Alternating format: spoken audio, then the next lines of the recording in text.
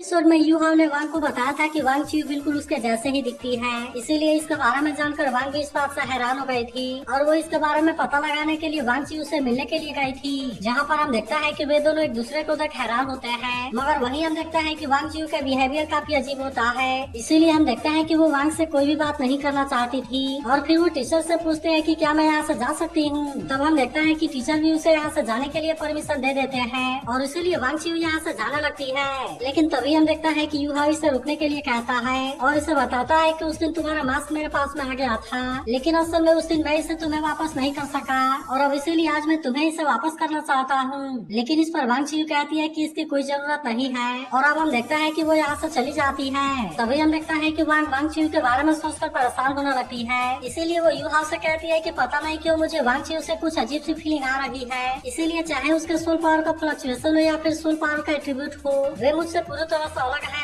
मगर तभी हम देखता है कि टीचर जावा भी यहाँ पर आ जाती है और कहती है कि तुमने बिल्कुल सही कहा। फिर वो कहती है कि अगर मैंने उसे सही तरीके से रीड किया है तो असल में उसके पास में केवल एक मार्शल सोल है, लेकिन फिर भी यह असल में एक्सट्रीमली रेयर वाला ड्रैगन मार्शल सोल है। तब यह सुनकर वांग पूछती है कि क्या ये सीनियर ब्रदर के गोल्डन होली ड्रैगन के जैसे है, जिसके बाद टीचर जावा से बताती है कि golden holy dragon blue electric tyrannosaurus का म्यूटेशन है, इसीलिए भले ही वो काफी ताकतवर है लेकिन फिर भी ऑर्थोडॉक्स ड्रैगन क्लैन के ब्रांच से बिलोंग करता है। फिर वो आगे बताती है कि एल्डरमू का light Holi dragon blood line में बहुत ही प्योर है, लेकिन असल में वांग चीयू का मार्शल सोल बहुत ही प्योर है और यह असल में एंशिएंट ड्रैगन क्लैन से बिलोंग करता है। तब इसके बारे में सुनकर यू हाव इस बात से हैरान हो गया था और फिर वो कहता है कि कहीं ये एंसेस्ट्रल ट्विन ड्रैगन तो नहीं है। तब इसकी ऐसी बात सुनकर टीचर जावा कहती है कि तुमने सही कहा, क्योंकि ये एंसेस्ट्रल के पावर वाला गोल्डन ड्रैगन है और ये ड्रैगन गॉड से जन्म लेने वाले दो एंसेस्ट्रल ड्रैगन में से एक है। फिर वो आगे कहती है कि वैसे तो आजकल के ज्यादातर ड्रैगन क्लैन के मार्शल सोल के पास में मिलोंग का एसेंस होता है, इसीलिए मैं जब उससे मिली थी तब मुझे रियलाइज हुआ कि ये तो असल में गोल्डन ड्रैगन सोल का लेगेसी है। तब हम देखता है कि इसके बारे में सुनकर यू हाव इस बात से थोड़ा परेशान होने लगता है और कहता है कि मार्शल सोल के पर्सपेक्टिव से ये दोनों तो पूरी तरह से अलग है और इसीलिए कहीं ऐसा तो नहीं कि ये केवल एक जैसे दिखते हैं। मगर अभी भी हम देखता है कि वांग इस बात पर इतना आसानी से यकीन करने के लिए रेडी नहीं होती और यू हाव से कहती है कि मुझे अभी भी इसके बारे में काफी अजीब फील हो रहा है। तभी टीचर जावा भी कहती है ये बात सही है कि वो हर समय मास्क पहने रहती है और इसके अलावा वो हमेशा केवल अकेले में रहती है, लेकिन सबसे बड़ी प्रॉब्लम यह है कि उसका एडमिशन किसी फॉरेन स्कूल से आके इधर एकेडमी में हुआ है, जिसकी वजह से उसके बैकग्राउंड के हिस्ट्री के बारे में किसी को कुछ नहीं पता।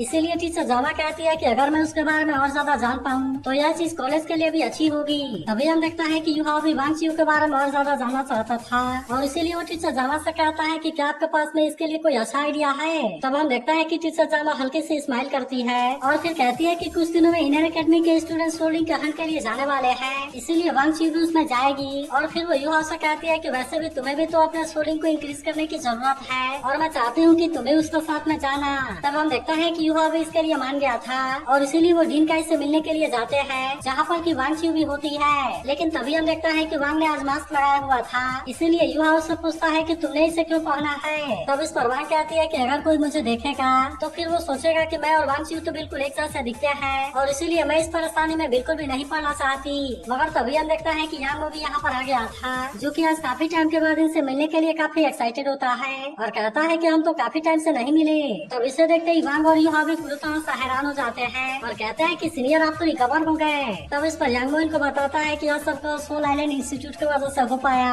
क्योंकि उसकी वजह से केवल मेरे चलने की एबिलिटी ही रिकवर नहीं हुई है बल्कि असल में मेरी कल्टीवेशन भी बढ़ गई है। फिर वो वांग से कहता है कि तुम तो असल में एक लड़की हो और यू हाव से कहता है कि तुम भी काफी हैंडसम हो। लेकिन यांगो को देख यू हाव भी काफी खुश होता है और वो सोचने लगता है कि सीनियर यांगो ने केवल पेन से बाउंस बैक ही नहीं किया बल्कि इनकी प्रोग्रेस भी काफी फास्ट है। लेकिन तभी हम देखता है कि यांगो की नजर भी वांग चीयू के ऊपर जाती है और इसीलिए वो भी पूछता है कि ये बिल्कुल वांग के जैसे क्यों है। लेकिन तभी हम देखता है कि डीकन काइन से असली काम के बारे में बात करने लगती है और कहती है कि हम यहाँ से स्टारडू फॉरेस्ट में जाने वाले हैं और इसीलिए चलो सबसे पहले एक दूसरे को इंट्रोड्यूस करवाऊं। तब इस पर यांगो के बारे में बताते हुए कहता है कि मेरे पास में लेवल 70 वाला ऑक्सिलरी फाइटिंग सोल है और फिर वो अपने मार्शल सोल रेनबो ड्रैगन को भी दिखाता है, जहाँ हमें पता चलता है कि इसे 7th सोल्डिंग की जरूरत है। तभी यू हाव भी अपने बारे में बताते हुए कहता है कि मैं लेवल 52 वाला सोल किंग हूँ और मेरे पास में स्पिरिट आई और आइस एम्परर टाइप के 2 मार्शल सोल हैं और मुझे अब 5th सोल्डिंग की जरूरत है। वही वांग भी अपने बारे में बताते हुए कहता है कि मैं लेवल 61 वाला अटैक सोल एम्परर हूँ और मेरी martial soul light goddess butterfly है, लेकिन मुझे किसी सोल्डिंग की जरूरत नहीं है और मैं यू हाव के साथ में मार्शल सोल फ्यूजन स्किल को परफॉर्म कर सकती हूँ। इसके बाद हम देखता है कि इंट्रोडक्शन देने की बारी वांग चियू की आती है, जो बताती है कि मैं गोल्डन ड्रैगन मास्टर सोल के साथ लेवल 60 में हूँ और मुझे 6th सोल रिंग की जरूरत है। तब इसके बारे में सुनकर वे तीनों इस बात से काफी इम्प्रेस हो जाते हैं। लेकिन अब हम देखते हैं कि इनको यहाँ से निकलने की बारी आ गई थी,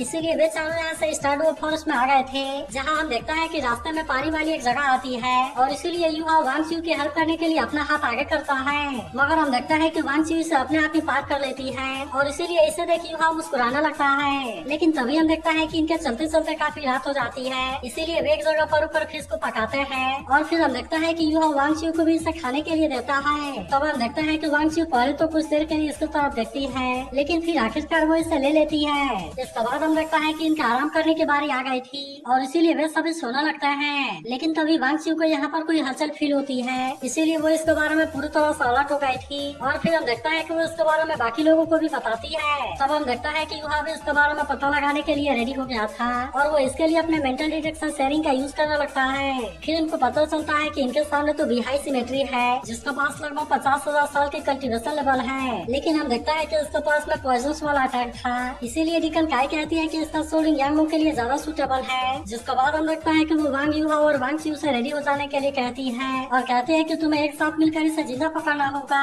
तब हम देखता है कि वे तीनों तुरंत यहाँ से इसके लिए चले जाते हैं, लेकिन यह देख यांगो कहता है कि मुझे भी वहाँ पर जाने दीजिए। मगर हम देखता है कि डिकन काय ने इसे कुछ भी करने से रोक दिया था और फिर वो कहते हैं कि मैं तो उनके टीम वर्क को देखना चाहती हूँ। जिसके बाद हम देखता है कि वे तीनों बीच के सामने चले गए थे, जहाँ के सबसे पहले वांग और युवा इस पर अटैक करने का डिसाइड करते हैं। मगर वही हम देखता है कि बीच भी प्लांट मैनिपुलेशन का यूज करके अटैक करने लगा था, जिससे देख वांग और युवा अपने आप को बचा लेते हैं। मगर तभी हम देखता है कि वांग चियू केवल एक जगह पर खड़ी हो गई थी और वो इस पर अटैक करने के लिए नहीं जाती। लेकिन वही हम देखता है कि बीच इन पर अटैक करने के लिए रेडी हो गया था, इसीलिए युवा अपने आइस पावर का यूज करके अटैक करता है, जबकि वही वांग अपने फर्स्ट सोल स्किल से अटैक करके इसे पानी में गिरा देती है। लेकिन अब हम देखता है कि वो बिस्ट अपने पॉइजन का यूज करने के लिए रेडी हो गया था, जिससे देख युवा कहता है कि ये तो बीलिंग पॉइजन मिस्ट है और अगर किसी ने इसे इनहेल कर लिया तो वो सीधे कोमा में चला जाएगा। तभी हम देखता है कि वो बिस्ट अपने पॉइजन का यूज करके अटैक करने के लिए रेडी हो गया था, इसीलिए युवा भी अपने आइस सेट वाले पावर का यूज करके अटैक कर देता है, जबकि वही वांग भी अपने second soul skill butterfly god light का यूज करके अटैक करती है।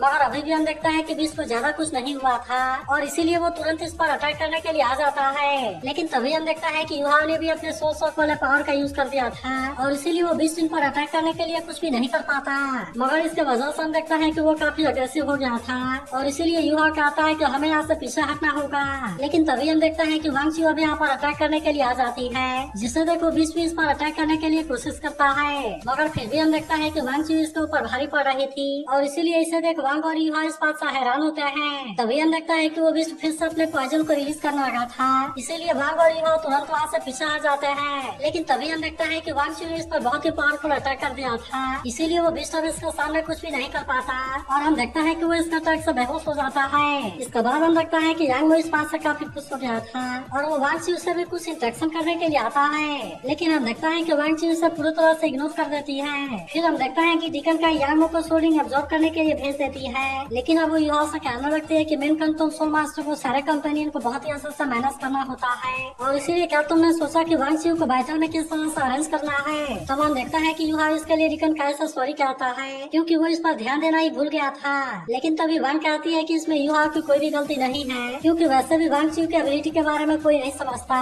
और वैसे भी मैं और युवा इसे अकेले ही सॉल्व कर सकते हैं। तब यह सुनकर डिकन काय कहते हैं, मुझे पता है कि तुम दोनों का कॉम्बिनेशन बहुत ही ग्रेट है, लेकिन फिर भी अब तुम एक टीम हो और तुम्हारे पास में तो एलाइट कंपटीशन के ट्रेनिंग का भी एक्सपीरियंस है, लेकिन क्या इसके बाद भी तुम टीम वर्क के इम्पोर्टेंस के बारे में नहीं समझते। तब हम देखता है कि वांग इसके बारे में कुछ भी नहीं बोलती, लेकिन अब हम देखता है कि वो वांग चियू को भी इसके लिए डांटने लगती है और कहती है कि जब सोल मास्टर के पास तुम्हारे ऊपर ध्यान देने का टाइम ना हो तब तुम्हें सिचुएशन के हिसाब से इसके बारे में एक्शन लेना चाहिए, लेकिन तुमने तो इसका फर्स्ट हाफ में कोई भी एक्शन नहीं लिया और तुम केवल इनको फाइट करते हुए देखती रही। लेकिन फिर जब युवा ने वहाँ से पीछे हटने के लिए बोला तब इसका बात मानने के जगह पर तुम वहाँ पर अटैक करने के लिए चली गई। तब इस पर वांग चियू को चिढ़ाते हुए कहती है कि जब वे दोनों इसे अकेले ही सॉल्व कर सकते हैं तो फिर मैं इसके बारे में कोई एक्शन क्यों लूँ, और वैसे भी मैं तो इसे अकेले ही सॉल्व कर सकती हूँ, क्योंकि आज तक मैंने कभी भी किसी एनिमी के सामने हार नहीं माना। और अगर आपको मेरे बातों के ऊपर यकीन ना हो तो अगली बार सीधे आप मुझे अटैक करने के लिए भेज देना। लेकिन अब देखता है कि डिकन का इस बात से इस पर गुस्सा होने लगती है और कहती है कि शायद तुम्हें पार्टनर की मीनिंग के बारे में नहीं पता,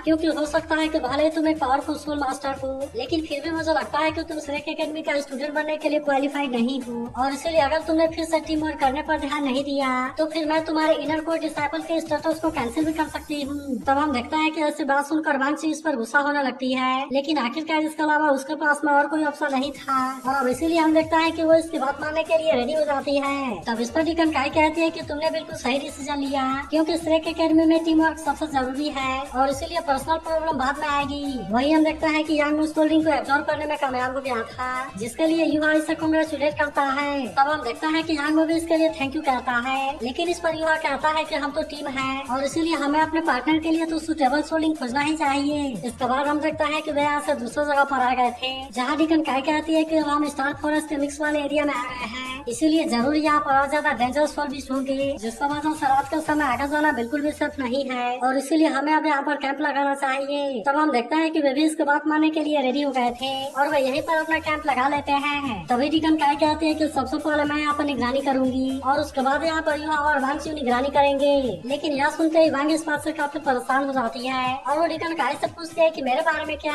तब इस पर डिकन काई कहती है कि तुम और यांग आराम करो, जबकि वे दोनों रात में यहाँ पर पहरा देंगे। लेकिन हम देखता है कि वांग इस बात से बिल्कुल भी खुश नहीं होती और कहती है कि डिकन काई तो बहुत बायस है। तब इस पर युवा इसे समझाता है कि डिकन काई चाहती है कि इस तरह से मैं वांगची के बारे में समझूं और इसीलिए तुम इसके बारे में ज्यादा कुछ ना सोचो। अब इसके कुछ देर के बाद हम देखता है कि निगरानी करने के बारे युवा और वांगची आ गई थी, इसीलिए वे दोनों भी इसके लिए बाहर आ जाते हैं। तभी हम देखता है कि युवा को यहाँ का नजारा बहुत ही अच्छा लगता है और वो फिर से अपने मेंटल डिटेक्शन शेयरिंग का भी यूज करता है। तब इस पर वांगची कहती है कि तुम्हारा सोल एसेस तो बहुत ही यूजफुल है। तभी हम देखता है कि युवा इसे भी खाने के लिए केक देता है, जिसके लिए वांगची इसे थैंक यू कहती है। लेकिन इस पर युवा कहता है कि हम तो टीममेट हैं और इसीलिए इसके बारे में बात करने की कोई जरूरत नहीं है। तब इस पर वांगची कहती है कि जब से मैंने टीम को ज्वाइन किया तुम मुझसे अलर्ट रहते हो, लेकिन क्या इसके बाद भी तुम्हें लगता है कि तुम मुझे टीममेट के जैसे ट्रीट करते हो। तब इस पर युवा कहता है कि तुम और वांग बिल्कुल एक जैसे हो, इसीलिए जो भी देखेगा इसके बारे में जरूर पूछेगा और वैसे भी वांग ने बताया था कि उसका कोई भी सिबलिंग नहीं है और यही वजह है कि सभी लोग तुम्हारे बारे में सस्पिशियस हैं। फिर वो कहता है कि तुम इसके बारे में कोई चिंता ना करो,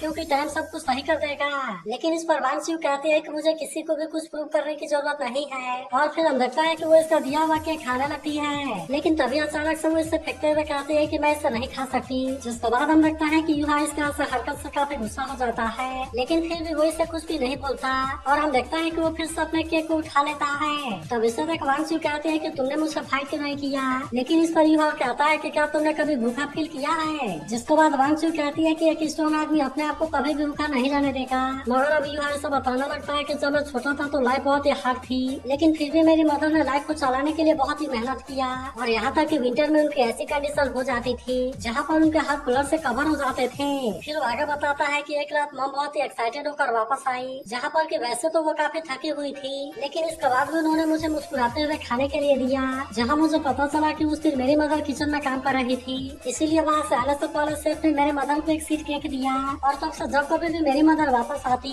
वो सीट केक को मेरे लिए लेकर आती थी। फिर वो कहता है कि मेरी मदर मुझसे बहुत ही प्यार करती थी और वो हमेशा कहती थी कि उनके लाइफ में केवल मैं हूँ। फिर वो कहता है कि वैसे तो उस समय लाइफ बहुत ही हार्ड थी, लेकिन हम उस समय काफी खुश भी थे। इसके बाद वो केक खाते हुए बात करता है कि ये कुछ ज्यादा टाइम के लिए नहीं रह सकी और मुझे कभी भी इसके बारे में पता नहीं चला कि मम को ड्यूक के पैलेस में बहुत ही टॉर्चर होता है और इसी वजह से समय के साथ उनकी बॉडी बहुत ही कमजोर पड़ती गई। फिर हम देखता है कि एक दिन उसके मम को दो लोगों ने पीट दिया, जिसकी वजह से वो वहाँ पर बेहोश होकर नीचे गिर गई। लेकिन उस दिन किसी काइंड आदमी ने उनकी हेल्प की थी और वो हमेशा ही मेरे मदर को लाने के लिए केक देता था, लेकिन फिर भी हम देखता है कि उसका मम ने कभी भी अपने ऊपर ध्यान नहीं दिया और इसीलिए उनकी बॉडी धीरे धीरे और ज्यादा कमजोर होती गई। फिर हम देखता है कि युहा ने कई बार उसे पूछने की भी कोशिश की थी, लेकिन उन्होंने कभी भी अपने पेन के बारे में युहा को नहीं बताया और इसीलिए युहा इसे रोते हुए बताता है कि केवल वही हमारे फूड का सोर्स था। जिसके बाद हम लगता है कि उसे अपने मदर के बारे में भी काफी याद आने लगती है और वो कहता है कि मॉम मैं आपको काफी मिस करता हूँ। फिर वो रोते हुए कहता है कि मॉम अगर आप साथ होती तो काफी अच्छा होता है, क्योंकि आज मैं बहुत ही कामयाब हो गया हूँ और इसीलिए मेरे पास में आपको प्रोटेक्ट और फीड करने के लिए काबिलियत है। फिर वो कहता है कि मैंने अपने लाइफ में सबसे बेस्ट चीज वही खाया था, लेकिन तभी हम देखता है कि वांगचू भी इसकी ऐसी बात सुनकर काफी इमोशनल हो गई होती है। इसीलिए हम देखता है कि वो इसका जूठा केक भी लेकर खाना लगती है और इसके आँख पूरी तरह से आंसू से भर गए थे। लेकिन तभी हम देखता है कि युवा को यहाँ पर कोई हलचल दिखाई देती है, इसीलिए वो समझ जाता है कि यहाँ पर कोई सोल भी आ रहा है और फिर हम देखता है कि वो अपने मेंटल डिटेक्शन शेयरिंग का यूज करके इसके बारे में चेक करता है।